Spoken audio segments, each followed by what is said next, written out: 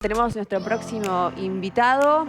Por un lado, obesidad y por el otro lado, diabetes. Dos patologías que se potencian. Se lo vamos a preguntar a Jorge Pujol, que ya está con nosotros. Jorge, buen día, ¿cómo estás? Buen día, ¿cómo andan ustedes? Bien, muy bien. Hay que ocuparse, tanto de una como de la otra. Sí. Si tenemos las dos, ¿qué pasa? Bueno, en realidad lo que hay que tener claro es que la obesidad y la diabetes tipo 2 es la misma enfermedad. Es decir, esto es lo importante porque todos los medicamentos y todas las terapias y el mundo está combatiendo la obesidad, que hoy se ha convertido en una pandemia. O sea, ha superado la obesidad a la desnutrición. Fíjate vos lo que es en el mundo, porque existe lo que se llama la obesidad de la pobreza. O sea, sí. La harina es fácil, es accesible, y entonces, bueno, muchos países donde había grandes dificultades alimentarias, con esa genética de mucho ahorro, le ponen harina y, bueno, y se producen estas obesidades importantes. Lo que está ocurriendo es que la obesidad es un proceso, nosotros decimos que es como una especie de posta. Es decir, vos tenés un peso normal, todos nacemos con una especie de frontera corporal que dice que vos podés engordar, subir de peso hasta cierto nivel. Pasado ese nivel, que las mujeres y los varones tienen diferencias entre 10 kilos, comienza un proceso de acumulación de grasa, porque el ser humano es un animal que tiene una gran capacidad de supervivencia gracias a la fabricación de tejido graso. Sí. La grasa en realidad no es algo malo, sino que es algo que el ser humano pudo preservar, entonces así pudo pasar hambrunas, migraciones. Una reserva, digamos. Es una reserva energética para pasar contingencias graves. Sí. Como no hay contingencias graves, resulta que empezamos a acumular la grasa se acumula en el tejido adiposo. Cuando vos comes muchos almidones y no da abasto el sistema para poder depositar en el tejido adiposo, empieza a infiltrar el hígado. Entonces ahí viene la primera patología que siempre se da en la obesidad, que es el hígado graso o la esteatosis hepática. Después el proceso empieza a infiltrar las arterias y empieza lo que se llama la enfermedad cardiovascular y cardiorrenal. Es decir, las arterias empiezan a invadirse de triglicéridos como un depósito patológico. Sí. Y finalmente, el páncreas el páncreas es como un órgano que es como un pescadito, que lo tenemos en el medio de la panza, atrás. Ese pescadito tiene una cabeza, un cuerpito y una cola. Sí. La colita, que es el tamaño del meñique de cada uno de nosotros, se producen dos hormonas muy importantes, la insulina y el glucagón, y de golpe, de tanto almidones y tanta necesidad de insulina, se produce lo que se llama la resistencia a la insulina, el hiperinsulinismo. A los pacientes le empiezan a salir manchas oscuras en la piel, que se llama acantosis, y finalmente claudica el páncreas y comienza lo que es la diabetes tipo 2. A su vez, el tejido adiposo acumulado, que ya tiene hipertensión, esteatosis, diabetes, empieza a liberar una sustancia que se llama factor de necrosis tumoral alfa y activa una enfermedad ósea muy fea, que es la artrosis. Y finalmente, después de la diabetes tipo 2, cuando todos estos procesos se van concatenando, comienza lo que nosotros estamos denominando diabetes tipo 3 o demencia senil, que es la patología neurológica producto de esta gran intoxicación del tejido adiposo. Bueno, la diabetes tipo 2 es una patología muy importante que produce mucho gasto de salud pública. Por eso que el mundo está preocupado, no solamente por el tema que obviamente la salud de los pacientes, sino que vos sabés que el mundo también se preocupa por el tema económico. Entonces resulta que, bueno, un diabético es un paciente de alto consumo porque es un paciente vascular.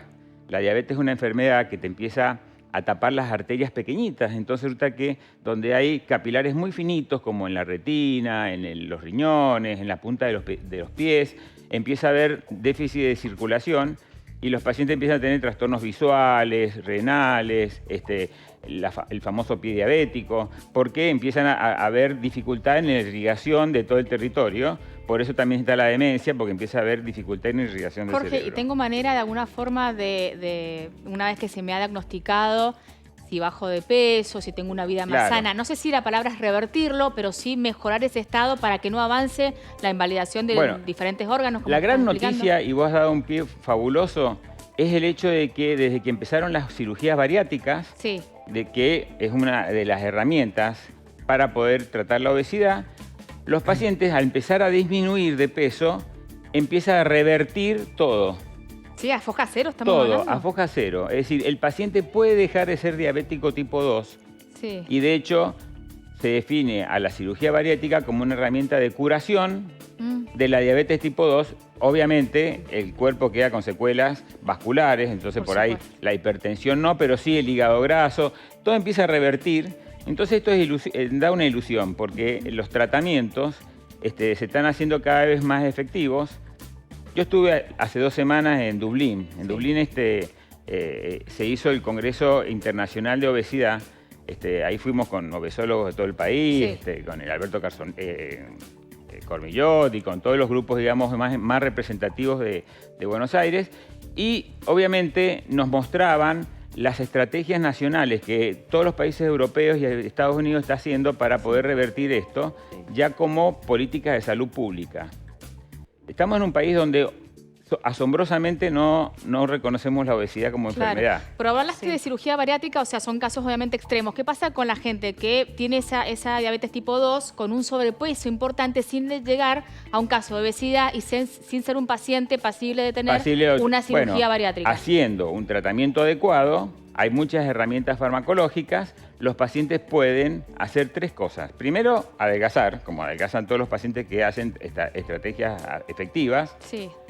Hay que analizar siempre el contexto psicológico, el contexto neurológico, el nutricional. Entonces vos al paciente haciéndole la dieta, los equipos multidisciplinarios o no, a veces hay médicos clínicos o diabetólogos que pueden encarar a este paciente porque a veces los pacientes no tienen ni el tiempo ni los recursos económicos para hacer tanto los procesos multidisciplinarios. Al reducir, hoy tenemos muchas herramientas clínicas.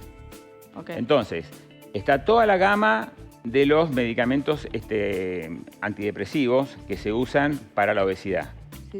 Está toda la gama de los medicamentos para la diabetes, que hoy en la diabetes del obeso hay herramientas muy buenas. Por ejemplo, hay un medicamento que es muy interesante, que se sale de la manzana, se llama floricinas, que hay 2 famosas, la dapaglifosina y la empaglifosina, una es europea y la otra es norteamericana. Se han liberado las patentes, o sea que en este mes y en la Argentina van a aparecer como 10 marcas de dapaglifosina porque ya han pasado los tiempos suficientes de patente. Y ese medicamento es muy interesante porque cuando vos comés de más, ese exceso, en vez de fabricar grasa y concatenar todo lo que te acabo de comentar, lo orinás. O sea, el riñón, cuando pasa ese exceso de glucosa por el riñón, hay un receptor que tiene la capacidad de retener la glucosa y acá lo bloqueamos, entonces se pierde y evitas el aumento de peso. Entonces eso es una herramienta muy interesante porque la estamos usando para adelgazar, la estamos usando para el que adelgazó, para que no engorde, porque antes teníamos el problema de la reganancia o rebote, que la gente decía esto me rebota. Bueno, en realidad siempre hay que hacer cambios culturales en la familia, es muy difícil. Yo siempre digo, es muy difícil curar un alcohólico en un bar. Es muy difícil curar un obeso en un ambiente donde no se entiende que la comida tiene que ser algo prudente y escaso. Pero de todas maneras, este medicamento ayuda para evitar la reganancia y eso es importante. Claro. Y también es un medicamento porque a veces hay tratamientos psiquiátricos que utilizan medicamentos que fomentan el apetito. Son medicamentos que son muy importantes, pero los pacientes terminan engordando. Y con este medicamento puedes evitar ese engorde estimulado por los antipsicóticos o ese tipo de medicamentos. Ahora, tengo varias dudas. Jorge, ¿la diabetes hace adelgazar? No. Porque uno a veces, todos tenemos personas con diabetes cercanas y empezás a ver, uno dice en la jerga, en la calle, la diabetes te come. O sea, no empieza a traerte estos problemas que vos decís, problemas en ciertos órganos, pérdida de visibilidad, etcétera, etcétera, etcétera. Pero a veces uno dice, empezás a ver al paciente que empieza a disminuir de peso. ¿Eso tiene que ver con la diabetes o no? Bueno, es que en realidad hay 2 diabetes. Hay una diabetes que se llama tipo 1, que se da en los niños. También se da en el adulto. Hay una diabetes tipo 1 del adulto, porque hay 5 tipos de diabetes. Que las hemos Pero repasado. esas son insulinodependientes, le faltan insulina, el cuerpo deja de producirlo. Y cuando deja de producirlo le tenés que dar insulina. La insulina engorda, es un estimulante del apetito, ¿de acuerdo? Entonces, pero de todas maneras son pacientes muy delgaditos. Son pacientes muy delgaditos porque empiezan de chiquitos y tienen dificultades, las dietas y todo esto, entonces nunca hacen la obesidad. Sí. La que nosotros estamos hablando hoy es la diabetes que se produce en el obeso. La tipo 2. La tipo 2. Excelente. Y es una diabetes que se da en el obeso y en general, hasta ahora, teníamos medicamentos que controlaban la diabetes, pero fomentaban el apetito. Claro. Era una Solucionamos cuestión, una cosa y tenemos problemas por el otro lado. pero estamos en una situación donde eso ya pasó, avanzamos. Excelente. Por ahí uno ve que esos medicamentos todavía se están usando porque son muy económicos. Sí. Pero en realidad yo tengo mucha ilusión porque todo esto está empezando a abaratarse. Entonces estamos en una época donde está cambiando las estrategias farmacológicas. La cuestión es que el mundo está abriendo muchas esperanzas con esto. Menos mal. Jorge, La calidad de vida está mejorando en los pacientes que adelgazan. excelente. Y bueno. Y te quiero preguntar lo último. Sí. ¿Qué ataco primero? Si es que hay algo que hay que atacar primero. ¿Y qué pasa con las personas que se dejan estar? Porque vos decís, tengo tantos frentes para darle batalla, que hay personas que dicen, bueno, hago algo y ya después me desgano, entra lo psicológico, entra la depresión, entra la tristeza y tengo obesidad por un lado, tengo diabetes por el otro.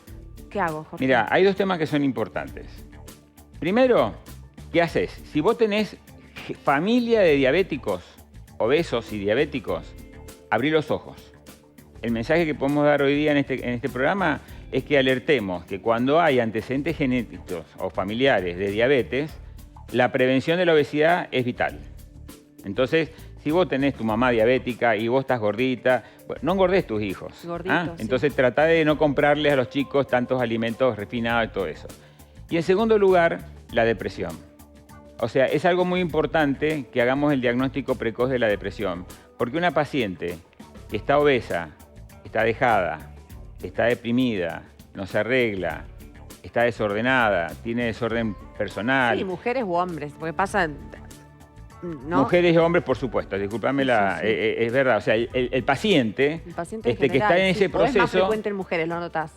Es muy frecuente en mujeres, sí. ¿Es más frecuente Es en más mujeres? frecuente en mujeres, sobre todo porque mayoritariamente las mujeres todavía Están a cargo en la del hogar y cocina, está a cargo del trabajan y hacen hogar, un montón de entonces cosas. uno encuentra esa situación. Tal cual. Pero de todas maneras, los varones, por supuesto, es algo que no diferencias género. Pero la realidad es que detectemos a tiempo que cuando un paciente está así, hay una depresión. Entonces no pasa por decirle deja de comer, hace gimnasia, sino que en realidad vamos al eje de la cuestión, un psicólogo, un médico que maneje psico o un psiquiatra son las herramientas valiosas. Pero la puerta de la luz está abierta. Una de las cosas que me sorprendió de Europa es la preocupación y ya las herramientas farmacológicas. Se viene un futuro mucho mejor en eso. Qué bueno, Jorge. Y bueno, es alentador, es lo que alentador. necesitamos. Bienvenido Noticias sea. alentadoras. Te agradecemos estar acá Vale. como siempre. Hasta la próxima semana. Igualmente, felicidades. Gracias, Jorge. Hasta luego.